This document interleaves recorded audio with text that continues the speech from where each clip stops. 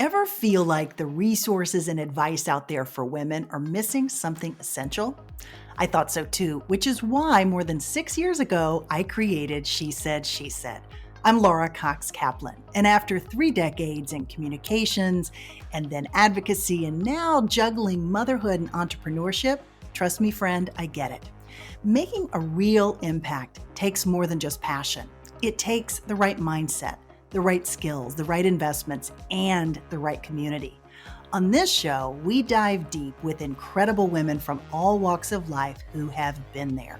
We uncover the secrets to building influence, navigating tricky relationships, and staying true to ourselves even when it's tough. And let's face it, it often is. I also throw in my own favorite productivity and life hacks, things that have shifted my perspective and might help you too. Wherever you are in your journey, my goal here is to leave you inspired to define success your way and to help you build the confidence you need to tackle your biggest goals. Subscribe today and let's unlock your full potential, your confidence, and your greatest influence.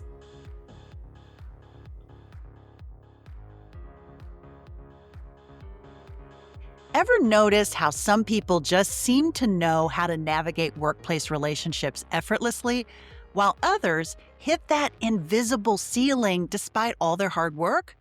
I'm Laura Cox Kaplan. Welcome to episode 327 of She Said, She Said podcast.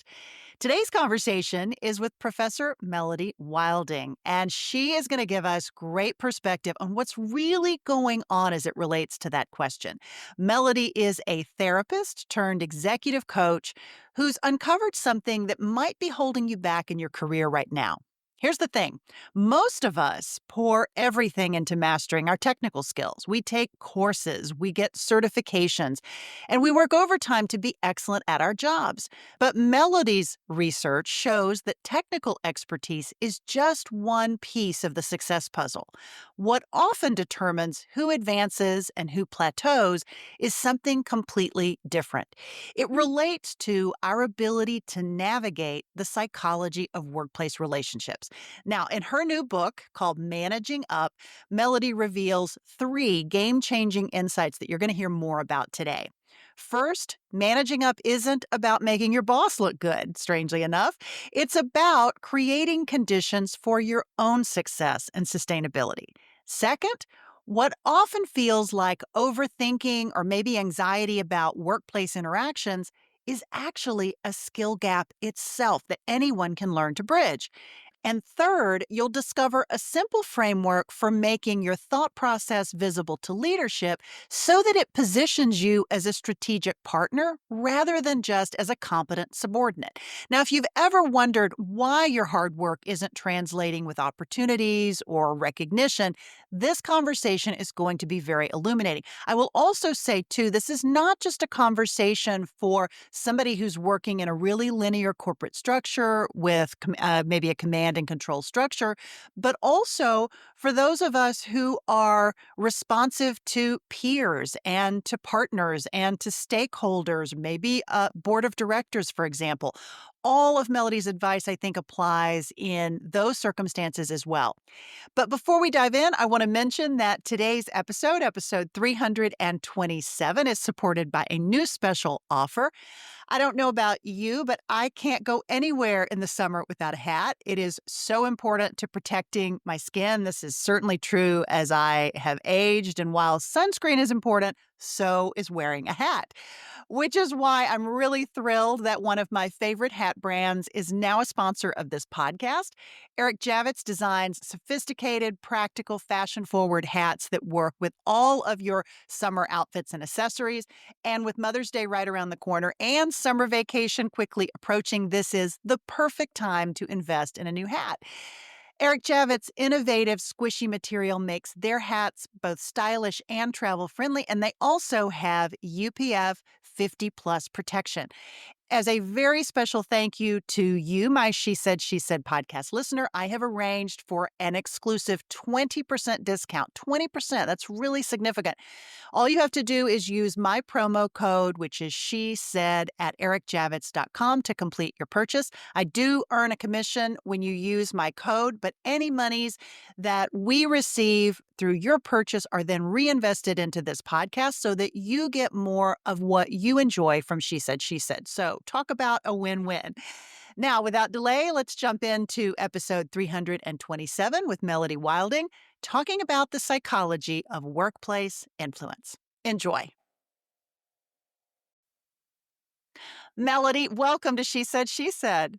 I'm so excited to be with you. Thank you. Well, I'm delighted to have you, delighted to meet you. I'm so excited to know about your work. You have written a couple of fantastic books. You have written Trust Yourself and now Managing Up. So before we jump in to both books, and we're going to talk a little bit about each one, elements from each one, but I would love for you to just level set for my audience a little bit about you and what brought you to this work. Yes. So, my background is originally as a therapist. And that's how I was brought to all of this because when I started out my career, I noticed that the number one thing people wanted to talk about was work and their career and things like giving and receiving feedback and feeling worried about rejection and how to have a difficult conversation with someone. And over the years, yes, a big part of my work has been helping people discover what I call your professional power position, which is the combination of managing your own inner psychology, so your own insecurities, self doubts, maybe patterns that are holding you back. But there's also this other piece about being able to influence and navigate other people's psychology, those around you that you have to work with. And it's that. It's the intersection of those two things where you really find the most success because you're able to get out of your own way, but also get what you need and actually enjoy the relationships around you. And so that's what really brought me here was trying to take some of these psychological tools because at the end of the day, work and navigating our careers is all about navigating dynamics with other people, whether that's ourselves or it's everyone else we work with. So uh, that's the mission I've been on for the last decade plus. Yeah, well, it is amazing, and you are producing incredible content, not just through the books, but you have a fabulous podcast, which is called Psychology at Work. You have a fantastic Instagram feed and also LinkedIn. So I hope folks will follow you on all of those different platforms because there's really amazing perspective and advice that you're sharing that I found super helpful. So let's get into this topic of managing up. And as I was thinking about this, I assume you wrote the book specifically for people that are maybe have a boss, someone that they're reporting to, right, that they're managing up to that person. But it occurred to me too, you may also be meaning this as it relates to colleagues. And I oftentimes found myself both managing up, literally managing up to a boss, but also managing colleagues and coordinating. And this is true in a board setting. This is true in a partnership, which is what I came Mhm. out of. So I'd love for you to talk a bit more about this topic of managing up and how you landed on this, how this ultimately became your second book. Yes. Well, you were mentioning my first book, Trust Yourself. It came out in 2021. Wow. So we're talking height of the pandemic. And as that book sort of made its way into the world, the number one thing I kept hearing from people is, all right, I feel a bit better about managing my own self-doubts and all the imposter feelings that come up for me. All of this breaks down though when I have to deal with people that I see as having more authority or being more intimidating, maybe even more aggressive. I don't totally know where I stand because now I'm working remotely and all of those signals that I used to rely on to confirm I was doing a good job or that I was on the same Right. page with someone, all of that is gone. And so many of us, I think, during the pandemic felt like our careers, our entire lives were just out of our control. And that was really the genesis for this book was so many people felt helpless to the change, the personalities, the dynamics that were happening around them. And what I was finding is that a big source Mhm. of my clients overthinking, should I send this message? What if I say this? Why did that person use a Right. period instead of an exclamation point? And the executive seemed to check out while I was presenting today. Almost all of that did not come down to a personality flaw in that person that, oh, you're just an overthinker, just stop taking it so seriously. A lot of this came down to developing these skills of influence, of navigating your relationships with people that have Mhm. different levels of power than you. That's what managing up is. And so, to your point, yes, you can have someone that has higher positional power, whether it's your manager, a skip level, one of your boss's peers, for example. It might even be a client or a vendor, and maybe you're a director and they're a senior VP. And so, there's a power dynamic there, even if they're not internal to your organization. But to your point, we're all working in a matrixed hybrid, very more project based environment. Even if you are the Right. CEO, you have to manage up to the board, right? Or your fellow partners if you're in a law firm or a consulting environment. And someone else may not have higher positional power than you, but they may still have higher perceived status with others or more informational or resource power. And so, all of that, there's this delicate, invisible dance that we're having to play every day Mhm. that no one ever teaches us. You kind of have to discover this through trial and error, and sometimes too much more error than you would like to make. And so I wanted to create this book to tell people Right. your overthinking is not your fault. And there is this very, very learnable tactical skill set that will eliminate so much of the ways you are second guessing yourself or feeling out of control right now. One of the things that I wanna make sure and put a finer point on that you talk about in the book is that managing up has less to do with your boss and more to do with you, right? And so you're sort of getting Yes. to that as it relates to your own psychology about how you think about that relationship. Yes, because I think, and even I felt this earlier in my career. I would be curious if this was true for you as well. That when we hear managing up, we equate it to sucking up. Right. We equate it to being, your boss says jump and you ask how high, ingratiating yourself, just being a people pleaser. And who wants to do, Right. nobody wants to do that. And so we stay away from it and we say, well, I don't want to play politics. I don't want to play that game. I'll just keep my head down and do Yeah. good work. The unfortunate part of that is the politics will still happen around you even if you choose to opt out. And at the end of the day, just as you said, managing up is something you do for your own benefit. It's not something you do for your boss. And we're often taught managing up is making your boss look good, make their job look easier. It's very Mhm. focused on them. But really, managing up is about making sure you are creating the conditions for your own success. You have the clarity you need to do your job well. You have set boundaries in a way where your work is more sustainable for you. You're able to give maybe tough or constructive feedback up the chain of command because that's what is best for the team, for the work overall. So I think it's a really important mindset shift to take on.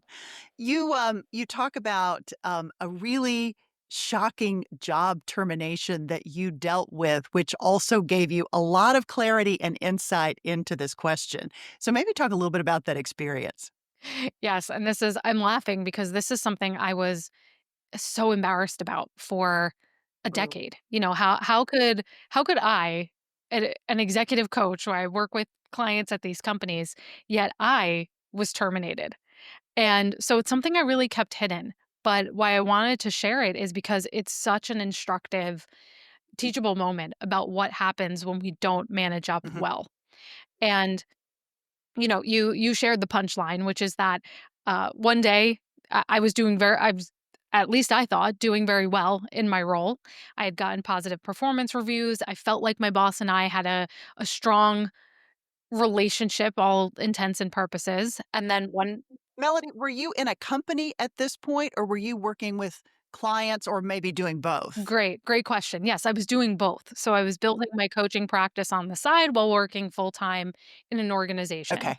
And again, I thought everything was going well, but I woke up one morning. I should have realized something was wrong when you're asked to get on a phone call 8 a.m. on a Monday after a holiday. Um, but had Was someone on never a for good the sign. never, yeah, hindsight is 2020 there as well. Um, but the person on the other end said, this is so and so from a external HR firm, and I'm here to tell you that your position has been eliminated, and your employment here is over effective immediately. And it was so many of us have had that situation where you just feel blindsided by something. And looking back, I realize it's because I didn't have so many of these conversations I talk about in the book. Right. One of them being alignment, where yes, I was on a surface level aligned with my boss about, okay, this is what we're trying to get done week to week. But I wasn't aligned on a macro level about the project I was working on. How does this matter to the business overall? What is the future of this in 3 to 5 years? I wasn't willing to have the feedback conversation and to really probe when I felt misgivings about the longer term feasibility of this project. And I wasn't building my visibility. I wasn't having the networking conversation. So I had no one willing to go to bat for me when the time for cuts came. And really, it was because I was on a pet project of my manager's that was really not connected to the core business. So it was seen as a money pit. Yeah. And so all of these things taken together, I had not managed up well to my direct supervisor, but also managed up in the broader organization as well. And that's an important shift because we don't want to make our boss our single point of failure. Right. They may not have certain sway. For many of us, our career trajectory, whether it's a promotion, it's our project assignment, our bonuses, those are determined by multiple people's input. And your boss may leave, or your boss may not have influence at a certain level. You want to make sure you have those other connections that you're managing up beyond your direct boss. Yeah. Yeah. So that you're really building that larger network of connections, right? Yeah. Exactly. Yeah, so interesting.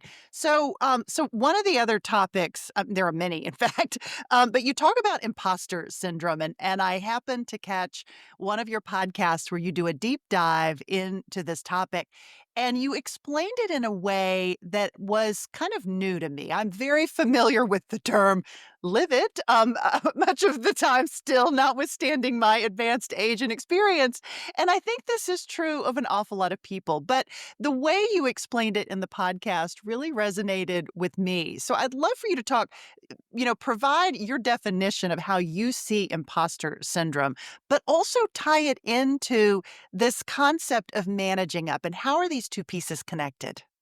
Yeah, I love you drawing that connection because yes, we have to be able to trust ourselves and get past some of those hangups in order to be able to put ourselves out there and manage Yeah, up. Because what see blocks many people is the fraudy feelings of, well, who am I? Who am I to step up and say, I want to be an expert right. in this area? Or who am I to tell my boss what I need or how to do their job? Those are the types of things we jump And to. and having that conflict between being confident and humble and striking that right balance, I swear I think I'll struggle with this for my entire life. I just think it's really hard to ultimately get there. So I apologize I cut you off.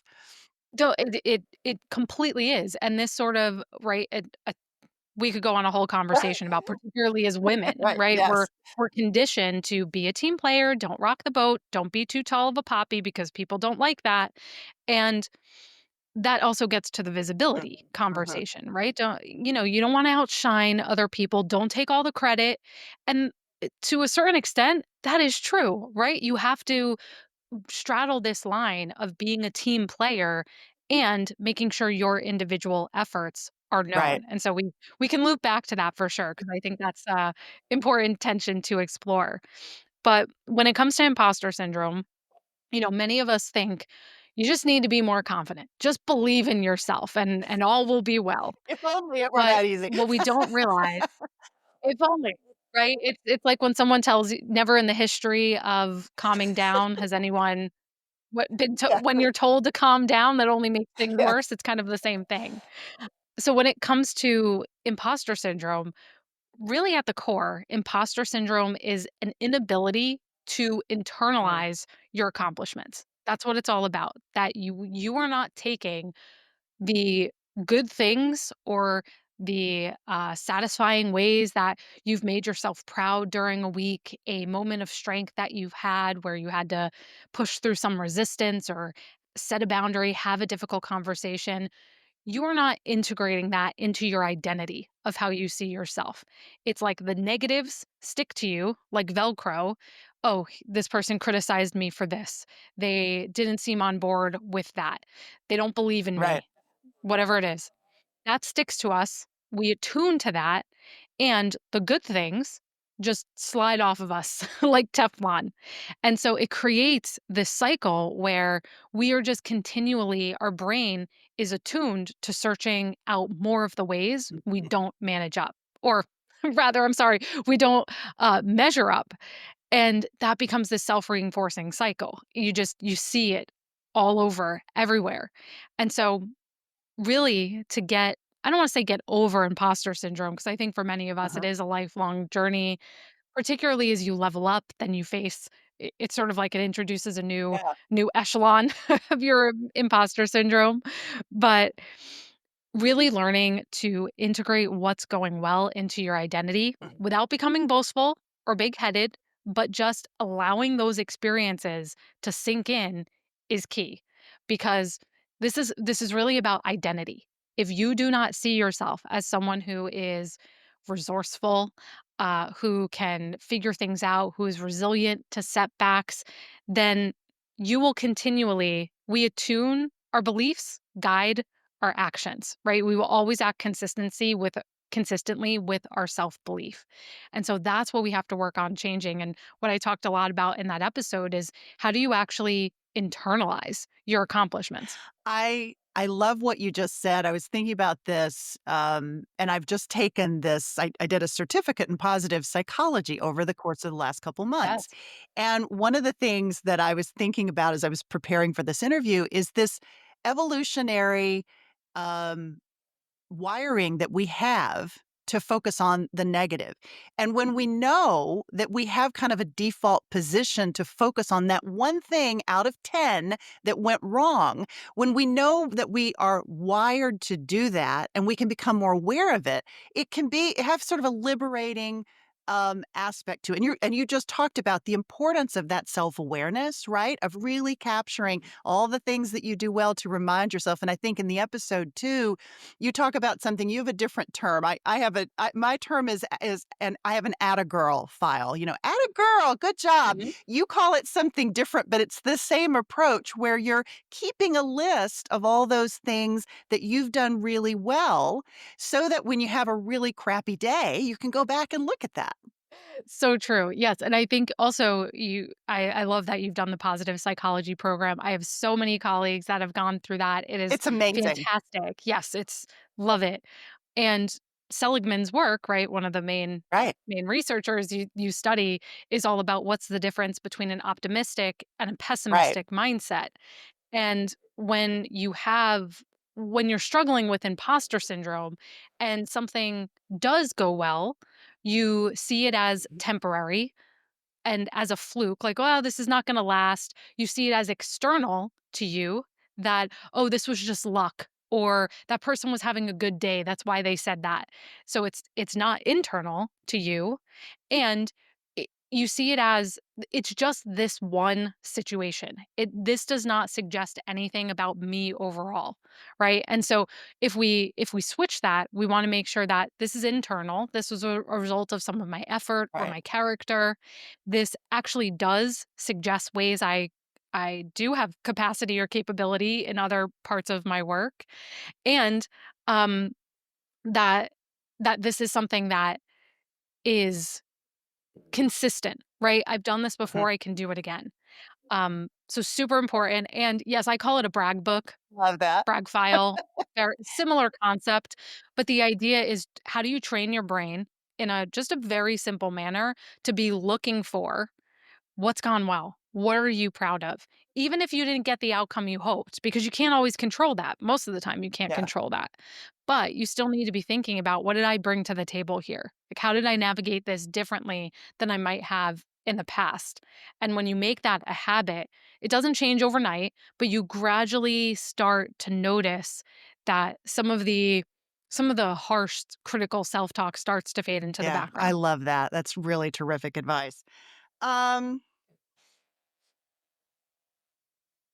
You talk about developing the capacity for discomfort and distress tolerance. Talk about how that's relevant to this topic of managing up.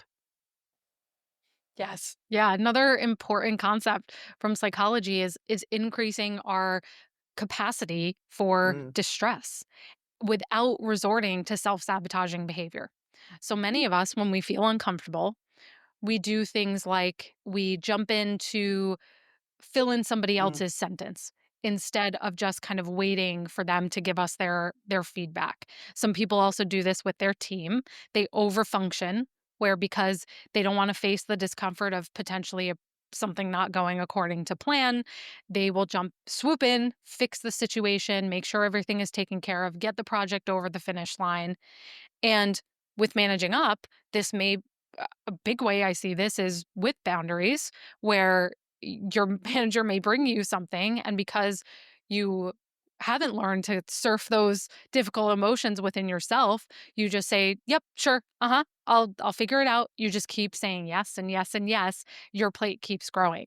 So it this is where that inner psychology and being able to influence others really comes into play because we need to be able to manage our own emotions in that moment where we need to speak up and say something that's difficult, or we need to raise our hand in that executive meeting and ask the question no one has asked yet, but ultimately positions you as someone who is more strategic. So, in all of those ways, every time you do that, right, it's like you expand that mm. comfort zone a little more. You prove to yourself, okay, I didn't die, right? That's important because your nervous system is like, "This is very dangerous. Feels like a huge threat. Maybe we shouldn't do this because we're gonna get rejected from the entire group, and that is unsafe." But you start to teach your nervous system, Right. "This is okay." And I'm sure all of us, I'm sure you have things in your own career that you do now, and maybe you think back 1, 5, 10 years, and you're like, "I never could have done that back then," but now it's just Uh-huh. sort of routine. Yeah, Yeah. so interesting. I love the connection that you made. You talk about boundaries, but it also, strikes me that it's really important in terms of learning to work collaboratively because that's about the relationships that you have with your colleagues. And if you're the one who's always swooping in, not only are you running the risk of just destroying any sense of a boundary, you also are maybe missing an opportunity to really have stronger connections with those colleagues that you're supposed to be working with, who collaborating with. Yeah, that's right. And you may deprive them for their own Exactly. opportunities for Yeah. growth, right? And make them dependent on you. So God forbid you get sick, you move on. You want to make sure the people around you can act independently without you being there. Yeah, absolutely. Okay. You provide in the book a number of strategies and scripts that folks can use. So I'd love to run through a few of those. One is you talk about the importance of sharing your thought process, that your thought process that as you're providing a recommendation to your boss, that your thought process about how you reached the recommendation that you're making is as important, maybe more so than the recommendation itself. Talk about what you mean by that. Yes. Yeah. And we're often told when it comes to managing up, come with solutions, not Right. problems, right? Classic sort of one liner, Absolutely. but it's really simplified. And when it comes to managing up, there is this idea in the book of moving from a subordinate to more of a trusted advisor and partner. Instead of someone who is just that order taker, becoming more of an ally to your manager, which is honestly more fulfilling for you, but also helps level out that power dynamic that Right. you're not in this one down position, you're actually a contributor to the conversation. And a huge way to do that is instead of just saying, "Here's my recommendation." Right? Give them insight into how did you get there? What factors did you weigh? Who did you speak to about this? What other alternatives did you eliminate? That is how you show your ability to problem solve, to network, to work cross collaboratively without saying. those things. It's the difference between, don't just say it, show it to Right. me. And your manager starts to see, oh, this person is acting at a higher leadership level. They have that capability because they're thinking about this more like I would. Right. And so I'm more willing to entrust them with higher level decisions. And so we want to bring them in to that process, not taking them on a long, winding journey. We still have to make this concise and to the point so they can track with what we're saying.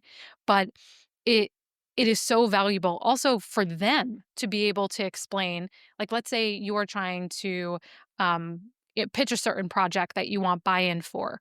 Well, you want your manager to be able to answer questions in a board meeting, for example, about, well, why didn't we consider this or that? And you want to make sure your manager has that information to go to bat for you as well. You are so right. That is so smart. You also talk about the importance of developing pushback power. Talk about what you mean by that. Yes, so this is where that idea of there are these invisible power dynamics around us that actually dictate uh, how we navigate these relationships. And so your pushback power is what I consider your leverage to push back, to set Mm. boundaries, to say no. We all have a different level of that depending on things like our tenure in the organization. Are we one of the only people that can do our role, which means they may be more willing to accommodate us? What is the strength of your relationship with that person? How much social capital and rapport do you have built up? What's the state of the organization? Are we in a relatively stable, growth oriented time where, again, people may be willing to be a bit more flexible? Or are we in kind of a huge change or crisis time where it's all hands on deck? We have no margin for flexibility here. So, all of those things dictate how often and how forcefully you can say no. Yeah. Like, for example, if you are I'll use SVP, a senior vice president example. You work in a really niche area of finance. You have been at the organization for 6, 10 years. You have a very different level of pushback power versus someone who is a more junior level assistant who has been at the organization for a year or two, for Right. example. Now, even if your pushback power is on the lower side, that doesn't mean you can't say no. You can. You just have to approach it a little more deferentially or a bit more tactfully and diplomatically. Mhm. And in that chapter, it's called the boundaries conversation. I give a number of different techniques for being able to push back and say no. If your pushback power is on the way lower side, a great one you can use is called the conditional yes, which is say yes now, but set a boundary for later. And that may be something like, I'm happy to take this on because I know we're up against this end of quarter deadline. I want to make sure that we both recognize in the future I may not be able to accommodate a less than 24-hour turnaround on this. Mhm. Or something like, again, I hear this is important because we need to get this to the client. What I would love to do is set some time for next week for us to go through this workflow and make sure that next time this comes around, we could be a bit further ahead of this so we can both accomplish what we need to here. Um, so that's a really great strategy to use. Yeah, I love that. It reinforces really clearly the importance of deep situational awareness. Like wherever you sit in the organization, at whatever level you are, it's really about understanding that and being super self aware of what's going on around you. What is everybody dealing with, right? Completely, which is harder now when we're all not co-located. Right. And it requires you have to be so much more proactive about connecting with people, asking good questions about what's going on in your world. And even in your one-on-ones, incorporating questions for your boss around what are you hearing at your leadership level? What's coming down the pike that we should be aware of? And just observing things like who is their camera on during a meeting, who's not here, who's not speaking, who's left off of that email chain.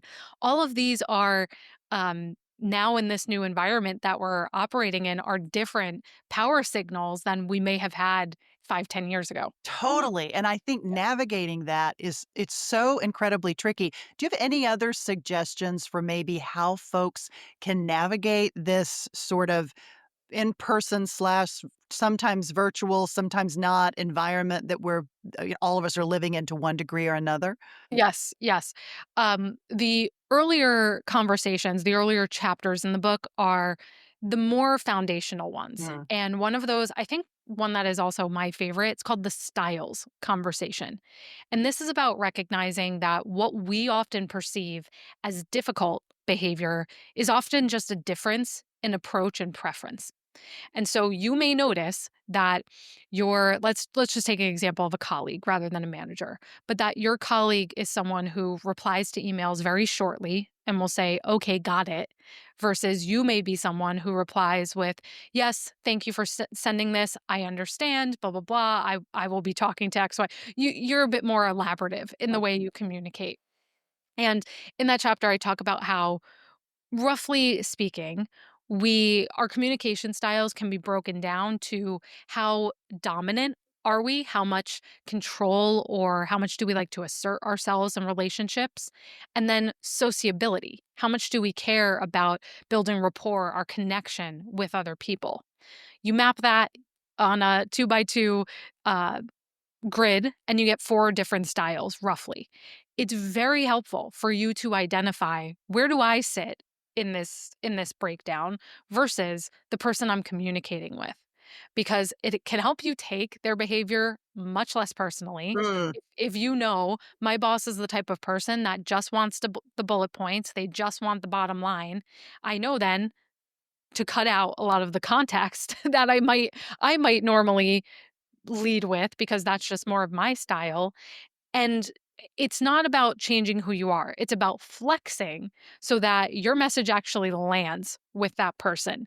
And I think that's crucial in this virtual environment where everything we do is communication and writing in some form of another, whether it's an email, it's a deck, it's a Slack or a Teams message. Everything is that level of written communication.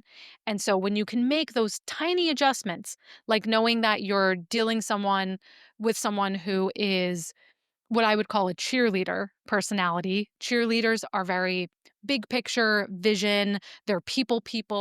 They love motivation, they love to dream big. If you're communicating with someone like that, even small word swaps, instead of saying, process, procedure, precision, that might resonate with a certain personality type, but you want to use other language like possibility and more of that sort of aspirational type Right. language. That's just a non-negotiable in this environment now to help us cross some of those, to bridge some of those gaps that we're facing. That's so fascinating. Do you ever recommend that folks have these candid conversations with the folks that they are communicating and collaborating with so that they can all be on the same page in terms of where they fit on that grid? 100%. Hmm. Yes, 100%. And this may look different depending on your culture and your comfort level. I have a lot of clients where it would be perfectly normal and acceptable in their environment to say, let's talk about how we communicate with each other. And in others, that may be a little bit awkward, but you can still bring it up maybe in a sideways fashion to say, like, let's say you're kicking off a new project and you may say, I want to make sure we can work together in the most successful way possible. We're not always going to see eye to eye. So when we do have feedback that we want to give to each other, how do you want to handle it? And you can hear from the other person of, oh, it's always helpful to me if you come with this and this is the sort of channel, or maybe we have a once a week meeting so we're debriefing about things. You can hear from the other person, but that also opens the door for you to say, great, so helpful from my end, or from my perspective, here's what would work for me. Can we find a middle ground here? So yes, you do want to learn about the other person's perspective, but you also want to leave room to assert or share your own and find that compromise. Yeah, yeah. Let's pivot a bit and talk about visibility. Oftentimes we refer to this as personal branding. Let's talk about that in the context of managing up. You've alluded to this idea of visibility a couple times in this conversation, but I'd love to dig into that a bit more and get your thoughts on maybe some ways that folks can really differentiate themselves without sort of overdoing it as it relates to that topic. Because again, as we talked about, with some of the other topics, it's about balance, right? And getting that balance right. Yes. So let's talk about what you recommend in terms of visibility as it relates to managing up. Yes. Visibility, especially in this environment, we were talking before about how it needs to be a combination of what you've accomplished, but also the how. The how did you get there? And so on the what side, we want to think about in the larger scheme, why did this work matter? Why did it matter to the team, to the business, to my manager? Because most of us stop with status updates. Like launched this process or we contacted the client about XYZ, right? But that process, what did it enable? Instead of just we streamlined this new form. That's going to make it easier for us to have faster response times. That's the so what or the so that. And I think that's very helpful to think about. Okay, there was the responsibility or the task I performed so that Hmm. what could happen or what was the outcome of that. So I think it's a hard mental exercise to put yourself through, but it's an important way to train yourself to think more about this outcome and results oriented thinking. And that's a change you can bring directly into your one-on-ones with your manager instead of just focusing on the punch list of here's where this project is and we're following up with this person. You start with wins, milestones, you can call them whatever you want, but you start more of that rundown of here's where we are, here's the outcome of each of these, so that your manager knows you're actually getting tangible things done, you're creating value, and then they have something they can run up to their own leadership. You're sort of handing them that cheat sheet. And so much of good managing up comes down to saving the leaders around you cognitive energy. Yeah. Because yes, you will make their job easier. That's a good side effect of it. But then you're also driving the narrative that you want told about your work. And if you don't do that, it might not get told at all, or it might get told in a way that you're not satisfied with or doesn't accurately represent what you've done. So that's the first thing is to think more outcome based. And then storytelling is also very powerful. Storytelling can be a very intimidating phrase for many of us because it feels like this, like I need to be, Pixar level, Disney type Super creative. Yeah. weaver. Yeah, very create. Yes, exactly. But storytelling can be very simple. Problem, action, solution. Give yourself a framework like that. And there's many in the book. I'll go through one more after this. But problem, action, solution, really simple way to structure this is where we were, right? This was the situation and this was the complication we were facing. Here's was some of the consequences of that to the team, to the work.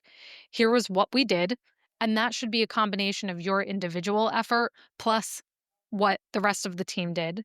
And then here was the outcome. Here was the solution. And so that's a framework you can use whether you're creating a presentation and you do a quick little case study, you're speaking up in a meeting and you want to share an anecdote that way to provide some value there.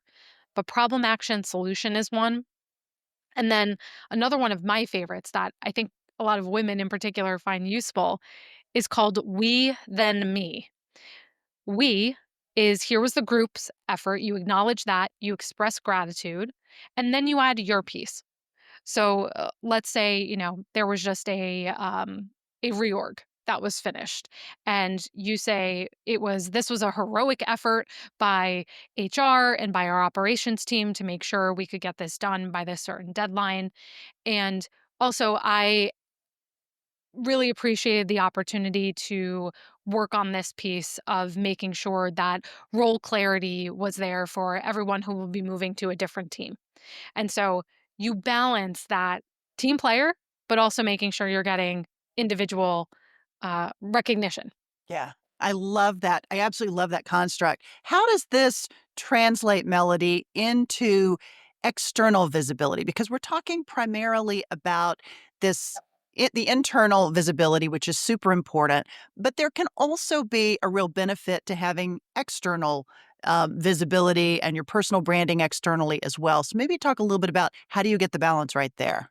Of course, yeah, and I appreciate that we're talking about this again because that's good career insurance. You never know Mm, what's gonna change right. in your organization. One of my favorite hacks in this area is that when you are having networking conversations, connection calls with people, whether that's internal to your organization or outside it, that at the end of those conversations, you ask, who else should I know? Who else should I be talking to?